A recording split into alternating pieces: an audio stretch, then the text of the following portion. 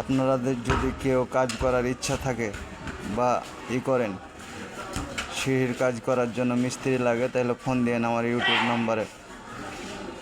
YouTube চ্যানেলের number দেওয়া আছে সিঁড়ির কাজ করার জন্য।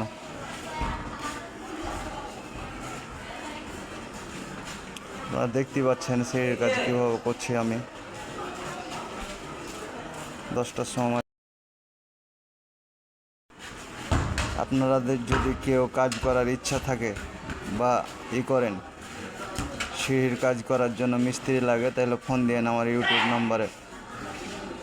ইউটিউব চ্যানেলের নাম্বার দেওয়া আছে সিঁড়ির কাজ করার জন্য।